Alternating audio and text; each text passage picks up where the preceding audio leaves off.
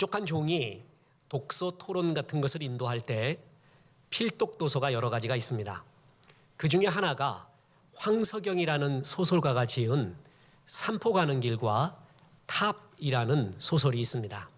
중단편의 소설인데 산포 가는 길은 영화로도 나왔고 또한 노래로도 나왔죠. 참 노래가 트로트풍으로 나와갖고 그때 그 소설에서 받았던 감동이 약간 좀 또 다른 방향으로 흘러가는 것을 느끼곤 했습니다. 겨울이 오면은 공사판에 일이 없어져 갔고요.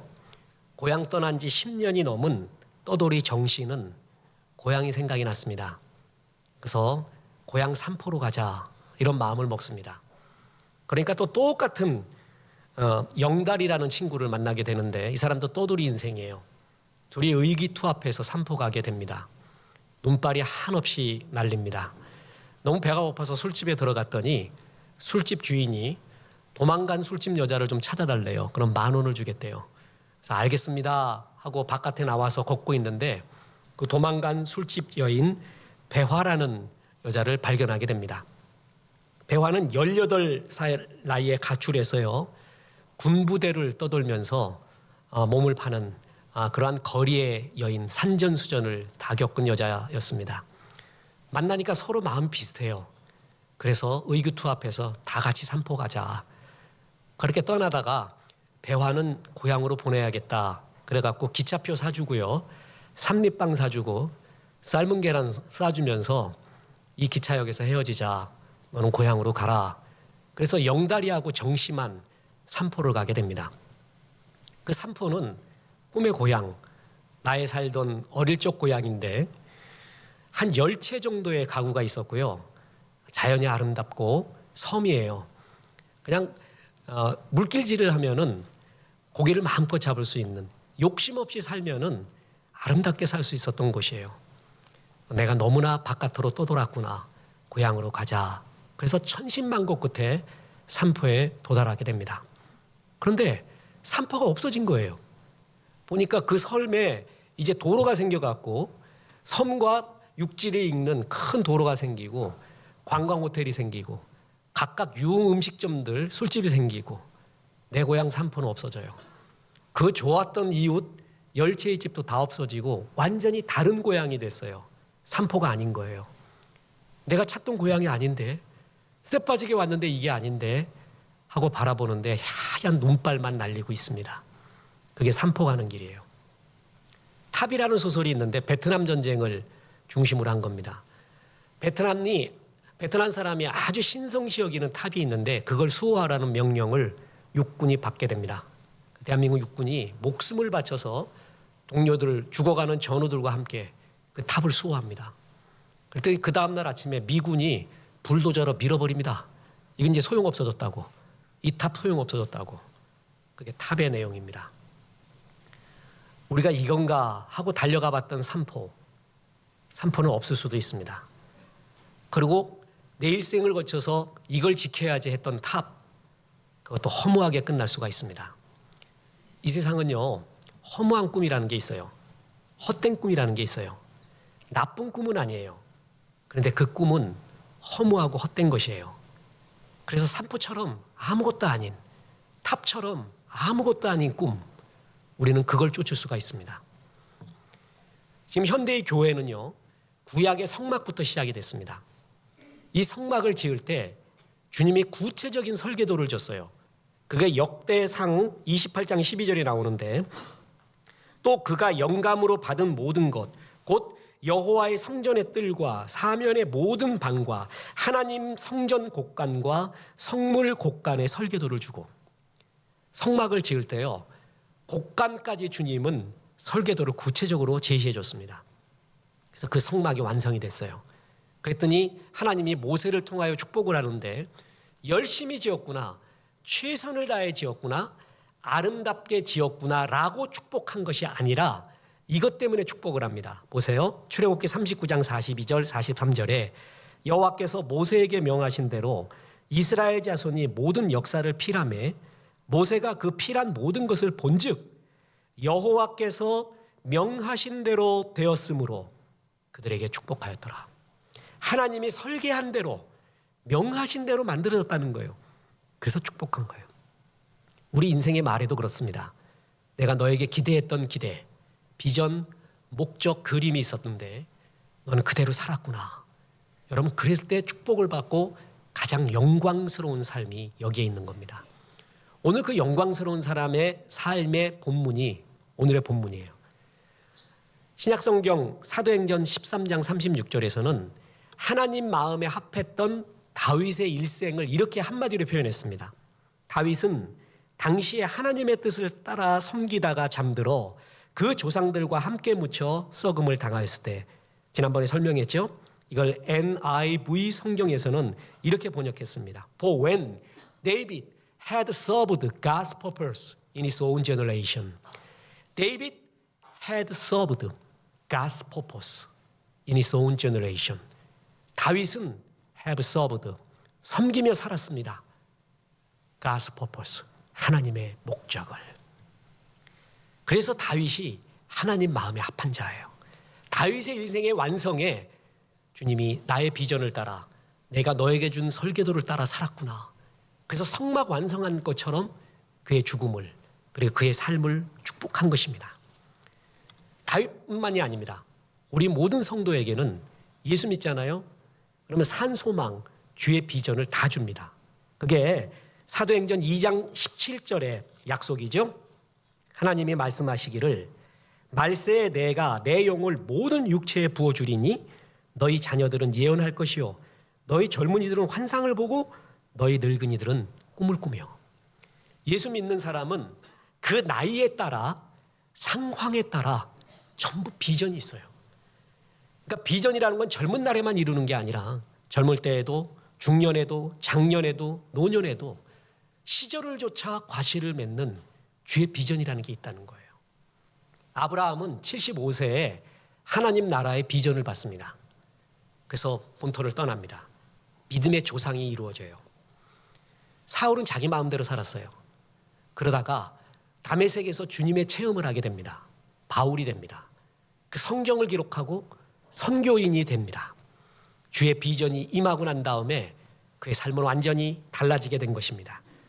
다윗뿐만이 아니라, 아브라함뿐만이 아니라, 바울뿐만이 아니라 주님은 큰 그림 속에, 타락한 인류를 구원하기 위한 큰 그림 속에 네가 이 역할을 감당해야 되오 하고 하나의 비전을 다 허락하고 있다는 것입니다. 두 번째 교훈이 있습니다. 비전이 없으면 어떤 삶을 살까요? 잠언 19장 18절에 이런 구절이 있습니다. 묵시가 없으면 백성이 방자에 행하거니와 율법을 지키는 자는 복이 있도다. 묵시, 비전이 없잖아요. 그럼 방자에 행합니다. 자기 마음대로 삽니다. 사사기 17장 6절은 사사기 전체를 이끌어가는 기관차 구절입니다. 거기에 이런 구절이 나옵니다. 그때는 이스라엘에 왕이 없었으므로 사람마다 자기 소견에 옳은 대로 행하였더라.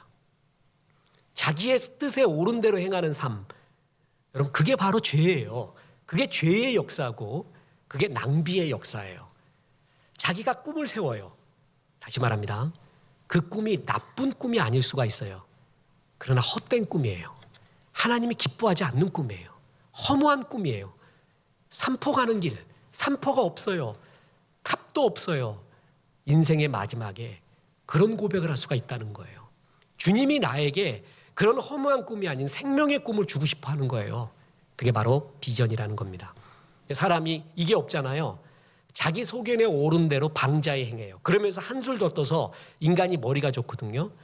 자기의 뜻에 맞는 사람들을 모으기 시작해요. 라인홀드 니버라는 사람이 있는데 기독교 현실 실천주의자라고 합니다. 이 사람이 도덕적 인간과 비도덕적 사회라는 것을 썼어요. 이제 인문학을 하나님께 투에 이게 들어가게 될 겁니다. 정말 참 분석했어요. 인간은 개개인은 윤리적이고 도덕적이래요. 양심적이래요. 둘 모이면 그게 조금 식어진대요. 셋 모이면 더 식어진대요. 공동체가 커질수록 양심적, 윤리적이라는 게 없어진대요. 그러면 그 공동체 제일 큰 게 뭘까요? 국가예요. 국가는 양심적이지 않대요. 윤리적이지도 않고 도덕적이지도 않대요. 도덕적 인간과 비도덕적 사회. 그래서 개인에게 적용했던 사랑, 은혜라는 말을 공동체에 적용하려면 다른 형태로 적용해야 된다. 이렇게 이야기를 하고 있습니다. 한마디로 여러 그것의 의미가 있지만 사람이 죄인이라는 것은 여러 명 모여보면 안 돼요. 그러면 인간이 죄인이라는 걸 너무 잘 안돼요. 거기에 자기를 없애버려요. 자기의 나쁨을 똑같이 나쁜 놈들 속에서 없애버려요. 난 괜찮은 사람이래요. 나는 비전이 없어요. 묵시가 없어요. 내 소견대로 옳게 살아요. 그러면서 그런 사람들을 모아요. 그 성경에 그대로 나와요. 디모데후서 4장 3절에 때가 이르르니 사람이 바른 교훈을 받지 아니하며 귀가 가리워서 자기의 사욕을 따를 스승을 많이 두고, 자기의 사욕, 자기가 이렇게 사는 것을 옳다고 여겨주는 사람들 스승을 많이 모으고, 그래서 자기의 죄를 없애려고 하는 거예요. 자기의 죄를 안개같이 도말하려고 하는 거예요. 이게 인간의 모습입니다. 비전, 하나님의 목적이 이끄는 삶의 반대는 야망, 내 생각, 내 욕심이 이끄는 삶입니다. 내가 주인 돼서 내 욕심대로, 내 소견에 마음대로 성공과 꿈과 달려갈 계획을 삼는 사람, 여러분 그것이 문제가 된다는 겁니다. 릭 워런 목사님이 목적이 이끄는 삶을 통해서 어떤 사람은 4천만 부, 어떤 사람은 5천만 부가 팔렸대요. 대한민국 사람이 다 읽었나 봐요. 그 목적이 이끄는 삶 끝에 비전이 없는 사람, 하나님의 계획이 없는 사람은 이런 삶을 산다고 이렇게 말했습니다. 보세요. 물질에 전적으로 의존하며 산다. 두려움에 이끌려서 다닌다. 죄의식에 이끌려 다닌다. 원한 분노의 쓴뿌리를 씹으며 산다. 다른 사람의 인정을 받기 위해 산다. 이게 비전 없는 사람의 노예 같은 삶이라는 것입니다. 비전이 없는 나의 재능, 비전이 없는 나의 물질, 그것은 헛된 흉기에 불과합니다. 의미 없습니다. 그런데 이렇게 말해요. 신앙인들은 나는 타락하지 않았대요. 그래, 신앙인은요 타락하지 않는 사람이 많아요. 근데 문제가 뭔지 아십니까? 세속화가 됐다라는 거예요. 비전이 없는 신앙인을 가리켜 세속적 신앙인이라고 말합니다. 신앙인은 나는 술 먹고 담배하고 이상한 데 가고 흥청거리지 않는 타락이 없대요. 그래서 자유하고 있어요. 그렇지 않다는 거예요. 타락은 하지 않았지만 하나님의 가치관을 품지 않는 비전이 없는 신앙인을 가리켜 세속화된 신앙인이라고 하는데 이게 더 큰 문제입니다. 미국 어떤 크리스찬의 간증을 봤습니다. 잊혀지지가 않아요. 이분은 주일 예배 잘 드려요. 11조도 하고요. 감사헌금도 하고 예배 빼먹은 적이 없어요. 그런데 집에 오면은 낙이 뭐냐면은 닭튀김 먹는 게 낙이래. 닭튀김. 그거 먹고요. 그냥 술 한잔 하면서 야구를 봐요. 그래서 그러다 자요. 야구 시즌이 다 끝나니까 풋볼, 아메리칸 풋볼 시작이 돼요. 그래서 그걸 다 봐요. 끝나고 나니까 이제 농구 시즌이 시작이 돼요. 365일 닭튀김과 스포츠를 보면서, 스포츠가 나쁘다는 게 절대 아니에요. 자기의 시간을 거기에 다 쏟아요. 자기가 어느 날 깨달아요. 난 타락하진 않았다. 난 정말 세속적이구나. 이게 내가 태어난 이유고, 그리고 내 신앙은 교회 한번 다니는 게 내 신앙이냐. 여기서 큰 깨달음, 괴로움이 임하게 됩니다. 다시 말합니다. 신앙인은 타락하지 않았어요. 그러나 비전이 없는 크리스찬은 세속적 크리스찬으로 많이 흐르게 됩니다. 세속은요 타락 못지않게 무섭습니다. 왠지 아세요? 그런 사람은 열매를 못 맺기 때문에 그렇습니다. 보세요. 그게 바로 마태복음 13장 22절에 나오는 가시떨기에 뿌려진 거예요. 가시떨기에 뿌려졌다는 것은 말씀을 들으나 세상의 염려와 재물의 유혹에 말씀이 막혀 결실하지 못하는 자요. 들었어요. 은혜도 받았어요. 근데 열매가 없는 이유가 뭔지 아세요? 비전이 없어요. 그래서 세상 욕심과 세상 생각과 세상의 공식이 전부 나의 머리에 있어요. 그게 가시가 되어 날 찔러요. 그런 사람의 특징이 뭔지 아십니까? 항상 염려해요. 항상 두려움이 있어요. 그러면서 생명의 열매를 못 맺게 된다는 겁니다. 여러분 50 넘은 사람은 100세라고 인생 100세라고 생각하고 인생 하프타임을 지난 겁니다. 그 전까지 세상에 정해준 공식이 있습니다. 20살 땐 이러고 30살 땐 이러고 40대는 이러고 50대는 이렇다. 그러면 넘어가잖아요. 그럼 세상 공식을 벗어나 봐야 됩니다. 하나님의 공식은 뭘까? 세상에서 제공하는 그 나이에는 이런 꿈이 있어야 돼. 그 나이에는 이걸 이루어야지 그래도 교양인이라고 말해. 네 나이에는 이 정도는 있어야지 괜찮은 사람이라고 말해라고 말하는 세상의 이야기가 아닌 그 나이에 맞는 주의 비전은 뭔가. 적어도 인생 후반전에는 그에 대한 깊은 고민이 있어야 돼요. 주님이 나를 향한 비전이 뭔가. 밤하늘에 별이 떠 있는데 내가 만약에 전도한 영혼이 별 하나가 된다고 치면은요, 나의 밤하늘에는 몇 개의 별이 떠 있을까요? 어떤 사람은 별들의 장날처럼 수없이 은하계의 별들이 펴 있는 사람이 있고요. 어떤 사람은 금은밤이야. 하나도 없어, 하나도. 깜깜해.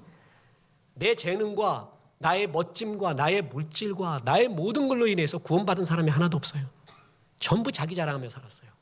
전부 내 생각하며 살았어요. 불쌍한 겁니다. 이 세상에 제일 어리석은 사람은요, 영원하지 않은 것에 목숨 걸어서 영원한 것을 팔아먹는 사람이에요. 제일 지혜로운 사람은요, 영원한 것을 위하여 영원하지 않은 것을 과감하게 써버린 사람이에요. 그럼 이게 진짜 지혜로운 사람입니다.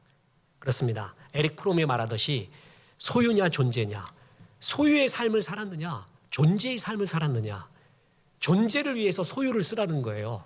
영원한 것을 위하여 영원하지 않는 것을 쓰라는 거예요. 근데 그런 건 하나도 하지 않아요.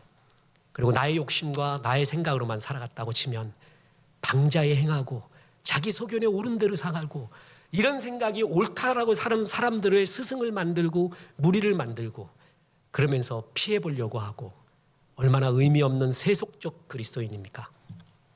세 번째 교훈이 있습니다. 이제 비전과 야망의 차이를 구별해야 됩니다. 비전의 가장 큰 적은 비전과 가장 비슷하게 생긴 야망, 욕심이라는 놈입니다. 마귀는요, 예수 믿는 걸 제일 싫어해요. 어떻게든 예수 믿지 않게 만들어요. 예수를 믿게 되잖아요. 그럼 무기력하게 만들어요. 무기력하게 만드는 방법 중에 하나가 주님의 비전 대신에 욕심을 심어줘요. 야망을 심어줘요. 그걸 쫓게 해요. 그래서 산포로 가게 해요. 없는 산포로 가게 해요. 지켜도 소용없는 탑을 지키게 해요. 여러분, 이게 마귀의 방법입니다. 마귀가 예수님을 시험하면서 천하만국을 보여줍니다. 그래서 나한테 절만 하면 다 주겠대요. 예수님의 비전은 뭐죠? 하나님의 예수님을 향한 비전은 십자가에 죽는 겁니다. 그래서 우리에게 죄사함 주는 게 주의 설계도였어요. 그 설계도를 싹 잊어버리게 만들어요. 욕심이 들어가게 해서. 천하만국이라는 이생의 자랑을 보여줘요. 거기에 내 마음을 다 쓰게 해요. 이게 마귀의 짓이에요. 우리가 허무하게 달려가는 것, 그게 헛된 꿈이냐 또한 허무한 꿈이냐를 돌아봐야 됩니다. 자, 비전과 야망은, 욕심은 차이가 있습니다. 벌써 출처 나온 곳이 달라요. 비전은 하나님으로부터 나옵니다. 야망, 욕심은 나로부터 나옵니다. 나의 욕심과 세상의 가치관이 합쳐져 갖고 나의 욕심으로부터 나오는 게 야망과 욕심이에요. 목적이 다릅니다. 비전의 목적은 하나님께 영광이에요.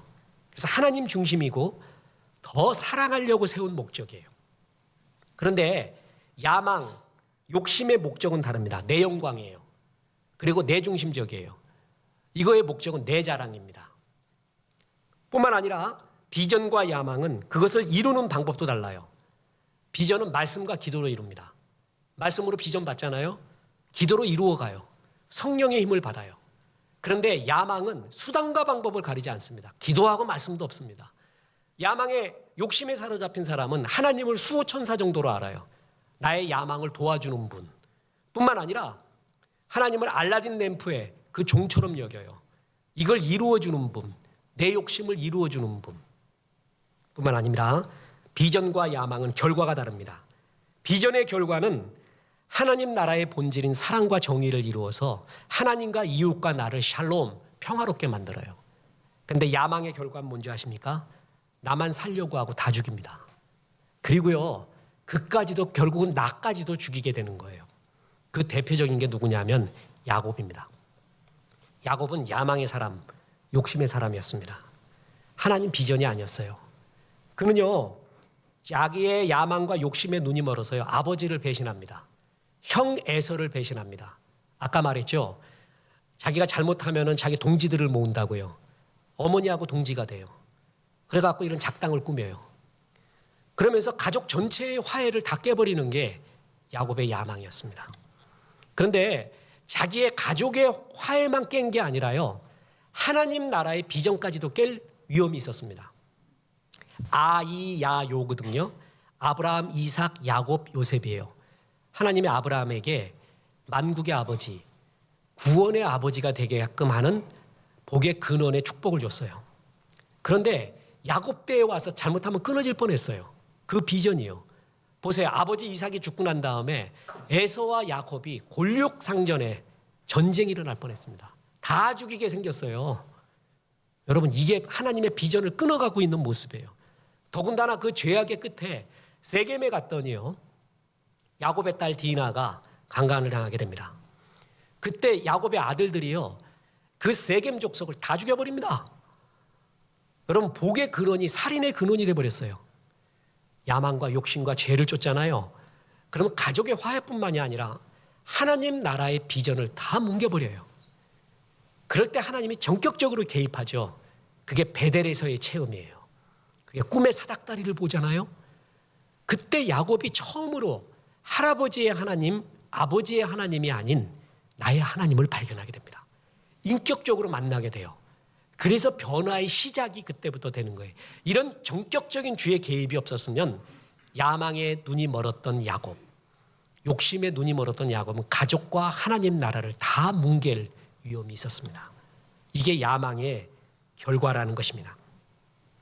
또 하나의 교훈이 있습니다. 네 번째, 어떻게 비전을 발견하는가? 여러분, 우리 교회의 설교 예배를 드려보면 세 번째의 주제를 넘어간 적이 거의 없습니다. 대개 1, 2에서 끝나요. 제가 너무 잘 알아요. 저도 알고 여러분은 알고, 2개 넘어가면 아무도 못 외운다. 설교자도 못 외우고 청중도 못 외운다. 다 못 외우기 때문에 제목에 다 집어넣는다. 제목을 알면은 다 느끼게끔 제목 한 줄에 넣는다. 이런데 오늘은 4가지의 주제까지 나와요. 이유가 뭔지 아세요? 너무 중요하기 때문에 그래요. 우리 교회 이름이 뭐죠? 강남 비전교회예요. 비전교회에서 비전에 대해서 제대로 안 가르치면 안 되는 거예요. 4번째 교훈이 있습니다. 어떻게 비전을 발견하는가? 여러분, 대개 호연지기를 기르기 위해서는 비전을 발견하기 위해서는 여행을 많이 하라고 합니다. 저 정적으로 동의합니다. 여행을 많이 다니십시오. 그럼 호연지기가 길러지고 세상을 많이 보면서 이 세상에 흐르고 있는 주의 마음도 봐요. 제일 권해주고 싶은 여행, 선교입니다. 내 일생에 3번은 가보세요. 돈이 없어요? 저한테 오세요. 제가요? 기도해드리겠습니다. 돈이 없으면 언제든지 오세요. 염려하지 말고 오세요. 3번은 가세요, 최소. 여행을 많이 갈 수 있어요. 그런데 저는 어디 여행을 가라, 뭘 가라 그러잖아요. 그럼 저는 아직 저도 성지순례도 못 가봤습니다. 건강도 안 되고요, 돈도 안 되고 뭐도 안 되지만 사실 마음이 뭐냐면 못 가는 성도들이 많아요. 가고 싶어도 목사라서 진짜 그게 마음에 걸려요. 진짜 걸려요. 그래서 가고 싶지가 않아요. 그냥 그때부터 이렇게 안 가도 성경에 다 나온데 뭐 그런 마음이 들거든요. 내가 가고 싶어도 여행 못 가는 사람이 있습니다. 그렇죠? 건강도 안 되고요, 돈도 안 되고요, 환경도 안 되는 사람이 있어요. 염려하지 마세요. 그분도 이 집에서요, 교회에서요, 동네에서요, 하나님 나라의 비전을 품을 수 있습니다. 요즘 제가 읽고 있는 책이 토마스 머튼이라는 책이에요. 아주 영성학자로 뛰어난 분이에요. 이 사람 자기 동네를 떠나본 적이 없어요. 근데 세계를 품고 있어요. 예수님 팔레스타인을 별로 안 떠났어요. 그러나 세계의 구원을 이룬 분이에요. 철학가는 칸트를 모르면 켄트다라는 말이 있습니다. 왜 칸트인 줄 아세요? 그 칸트 모르면 철학은 켄트 할 수 없다. 그래서 칸트를. 그래서 그걸 막 그렇게 재미로 써요. KANT인데 그거를 CANT 어포스트로프 T 이래 갖고 켄트 이렇게 말할 정도. 칸트도 많이 안 다녔습니다. 그 유명한 일화가 있잖아요. 그 사람이 지나다니는 걸 보고 시계를 맞힐 정도로 동네를 산책하고 소유하고. 여행을 못 가는 사람이 있습니다. 괜찮아요. 집에서도 그리고 교회에서도 우리 동네에서도 세계를 품고 기도할 수 있습니다. 자, 비전을 어렵게 생각하지 마십시오. 비전은요, 우리 모두에게 공통적으로 주어진 비전이 있습니다. 그것은 첫째, 전도 선교 구제라는 주님의 마음이에요. 두 번째, 예수님의 성품을 닮아가는 거예요. 이게 모든 그리스도인에게 공통적으로 주신 비전이에요. 그게 하나님 나라의 큰 그림이에요. 이 세계는 하나님이 창조했어요. 그러나 하나님 떠나 타락했어요. 지금 세계는 하나님의 구원의 역사예요. 지금 인간은 낭비의 역사라고 얘기했죠. 그 구원의 역사의 큰 부분에 우리가 들어가 있어요. 그래서 그 구원을 이루는데 내가 동참하는 거예요. 그게 전도선교 구제라는 말이에요. 그 속에 내가 담당해야 될 건 뭔가를 발견하는 거예요. 그래서 전도선교 구제라는 큰 그림, 그리고 예수의 성품을 닮아간다는 큰 그림 하에서 이 시대에 맞고 내가 잘하고 내가 기뻐하는 그 한 부분을 맡는 거예요. 그 부분에 하나님의 전도선교 구제를 이루어가는 거예요. 큰 주님의 비전의 조각 중에, 큰 그림 중에 내가 맡는 한 조각, 그걸 맡아가면 되는 겁니다. 어렵게 생각하지 마십시오. 어떻게 받느냐? 구체성을 첫째 말씀으로 받습니다. 비전을 받는다라는 것은 곧 말씀을 받는다라는 것과 동일한 말입니다. 그래서 보세요. 이사야 2장 1절에 보면 아모스의 아들 이사야가 받은 바 유다와 예루살렘에 관한 말씀이라. 이사야가 뭘 받았냐 하면 유다와 예루살렘에 대한 뭘 받았어요? 말씀을 받습니다. 그때부터 예언과 타오름이 돼요. 고아의 아버지라고 불리우는 조지 뮬러가 있습니다. 이 사람도요, 전 세계의 하나님이 우리를 향한 비전은 전도하고 선교하고 구제하는 것이지, 그리고 예수의 성품을 닮아가는 것이지 알고 있었어요. 그 가운데 구체적으로 나의 길은 뭡니까? 기도하며 성경을 보다가 어느 날 시편 68편 5절의 말씀이 다가왔습니다. 거기에 이런 구절이 나옵니다. 그의 거룩한 처소에 계신 하나님은 고아의 아버지시며 과부의 재판장이시라. 고아의 아버지. 거기에 필이 꽂혔어요. 우리 하나님은 고아의 아버지구나. 나는 여기에 인생을 던져야겠다. 하나님 말씀이 나에게 강하게 다가온다? 목사님 어떻게 합니까? 그건 먹어봐야 알아요. 설명할 길이 없어요. 오해하지 마십시오. 저는 하나님이 제게 주신 은사가 어렵고 깊고 힘든 말을 쉽게 말하고 정리해 주는 것이 저의 은사예요. 근데 그 맛을 본다는 걸 모르겠어요. 자기가 경험해 봐야 돼요. 나한테 아무리 짜장면 맛을 설명해 보래도 못하겠어요. 짬뽕 맛이 어떠느냐 설명해 볼래도 못하겠어요. 그건 먹어봐야 알아요. 어떤 말씀이 나에게 강하게 다가오느냐, 부인할 수 없게끔 그 irresistible power, 저항할 수 없는 힘으로 다가오느냐 설명할 길 없어요. 그건 계속 예배 드리고요, 성경 공부하고 기도하는 가운데 주의 말씀 어떤 게 나한테 강하게 다가오는 게 있어요. 그건 내 사유작용하고 달라요. 말씀이라는 게 있어요. 저는 한때 아브라함 카이퍼라는 사람을 좋아했습니다. 이 사람이 기독교 세계관, 기독교 문화운동을 했던 사람이거든요. 프란시스 셰퍼도 그렇습니다. 저의 사명 중에 하나가, 굉장히 큰 사명이 기독교 문화예요. 기독교 세계관. 그래서 글 쓰고, 전 세계의 문화가 얼마나 중요한지 아시죠? 그제 우리 임기순 PD가 트위터를 통해서 연락을 오면서 게임이 얼마나 중요한지 아십니까? 그래서 지금 그 임 집사는 명견만리라는 그 주 PD예요. 그걸 만드는. 전에 역사전을 하더니 글로 갔어요. 그래서 그걸 하는데 게임이라고 그러면 게임 중독, 시간 빼먹는 거, 영혼 파괴하는 거, 뭐 이런 것만 보는데 그게 아니라는 거예요. 여러분, 게임이 4조 원이래요. 게임 산업이요. 그리고 거기 담당 교수가 하는 말은 우리 한반도, 한민족의 역사 중에 3대 발명품 중에 하나가 게임이래요. 온라인 게임. 우리나라가 최강이래요. 전 세계에 히트를 친 10개의 게임이 있는데 그중에 5개가 우리나라가 만든 거래요. 이거 뺏기면 안 된다는 거예요. 이게 얼마나 창의력이 있는 줄 아느냐. 창의력의 왕이라고 하는 독일과 유럽에서 우리나라의 창의력을 배우러 온다. 그러면서 그 게임 산업의 중요성을 말하는 거예요. 문화의 중요성이라는 거죠. 여러분, 우리가 문화를 만들어내지만 우리는 문화 속에 살고 있기 때문에 문화가 또 우리를 만들어요. 그래서 그리스도인이 문화를 아름답게 만드는 게 얼마나 중요한지 몰라요. 그리스도적 가치관을 가진 영화, 드라마, 소설, 시, 수필, 오페라, 연극 이런 게 얼마나 영향력이 큰지 말도 못해요. 여러분 돈과 문화는 이데올로기를 넘는다는 말이 있습니다. 넘어가 버렸어요. 그 정도로 중요한 거거든요. 그게 아브라함 카이퍼가 여기에 사명을 가져서 그리스도의 문화로 만들어야 된다. 그 사명을 받은 말씀이 뭔지 아세요? 창세기 1장 28절이에요. 거기에 이런 구절이 나옵니다. 하나님이 그들에게 복을 주시며 하나님이 그들에게 이르시되 생육하고 번성하여 땅에 충만하라. 땅을 정복하라. 바다의 물고기와 하늘의 새와 땅에 움직이는 모든 생물을 다스리라 하시니라.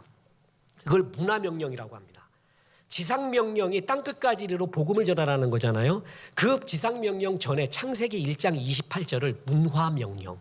이 세상을 주님의 나라, 킹덤 오브 갓, 하나님의 생각과 사상으로 이 세상을 다스리고 섬겨라.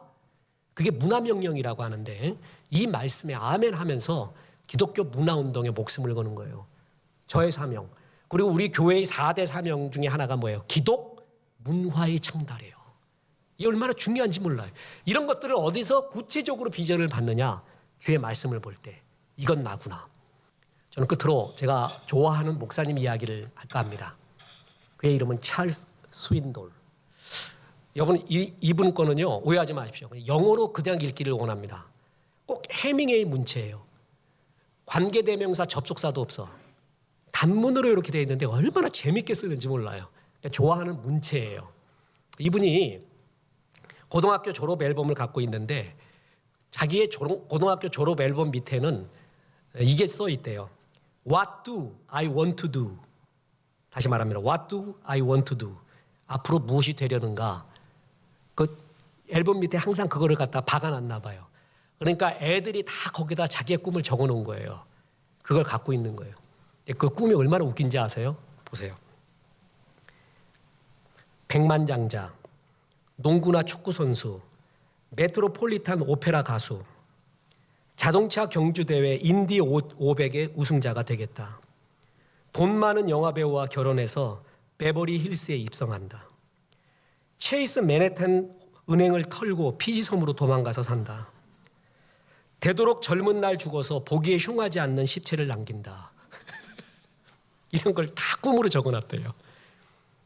자기가 자기 동료들의 이 꿈을 보면서 이게 진짜 꿈이 될 수 있을까? 이게 아메리칸 드리밍인가? 이 땅에 살면 이런 꿈을 심어주는가? 이 세상은? 나는 하늘의 꿈을 심어줘야지. 그는 이 꿈들을 보면서 이야기를 한 것입니다. 여러분 좀비라고 있습니다. 이게 원래 서인도 제도의 IT 섬의 부두교의 의식에서 나오는 살아있는 시체예요. 시체인데 뭐라고요? 살아있어요. 나는 그 성경에 벌써 이 좀비가 나온다고 봅니다. 창세기에 보면은 노아의 홍수전에 주님이 싹 쓸어버리겠다고 하면서 사람을 가리켜 뭐라 그랬냐면 그들이 육신이 된지라. 원래 사람은요 육신이 있고 그 코에 하나님의 생기를 집어넣었잖아요. 그래서 네페시 하야 살아있는 영이 되었단 말이에요. 그런데 영혼이 빠진 것 같대. 고기만 있는 것 같아. 고기. 살아있는데 육신만 있어요. 그게 좀비라 그래요. 좀비. 그거 같다는 거예요. 크리스찬 중에 살아있어요. 우리 느끼잖아요. 말도 하고 꿈도 꾸고 다 해요. 비전이 없어요. 그걸 좀비 크리스찬이라고 합니다. 살아있는 것 같아요. 그러나 살아있는 게 아니에요. 주의 비전으로 나를 움직이지를 않아요. 그냥 내 생각과 세상의 꿈이 합쳐져 갖고 이 문제 끝나면 저 문제, 저 문제 끝나면 저 문제, 저 문제 끝나면 이 문제. 20대는 이런 꿈, 50대는 이런 꿈, 세상에 정해준 꿈. 그 속에서 살아요. 주의 꿈이 없어요. 생명이. 좀비 크리스찬이에요. 좀비를 탈출해야 되잖아요. 주의 비전이 들어가면서 해요. 자, 또 묻습니다. 모나리자 뭐가 없다고요? 눈썹이 없어요. 우리 성도들은 너무 잘 알아 그거. 내가 어디 가서 부흥회 얘기해도 모나리자 보고 이상한 거 몰라요. 그건 아무도 몰라. 여러분 너무 잘 알아. 모나리자 눈썹 필요 없어요. 모나리자는 뭐예요? 미소예요. 미소 하나로 눈썹이 없건 대머리건 아니면 머리카락이 3개 있건 코가 삐뚤어졌건 상관이 없어요. 우리에게 약점이 있어요. 단점이 있어요. 지울 수 없는 죄악도 있어요. 그게 눈썹 없는 거예요. 상관없습니다. 미소가 있으면 돼요. 비전이 이 모든 걸 이겨요. 나의 모든 비전 속에서 하나님의 미소, 하나님의 꿈을 이루잖아요.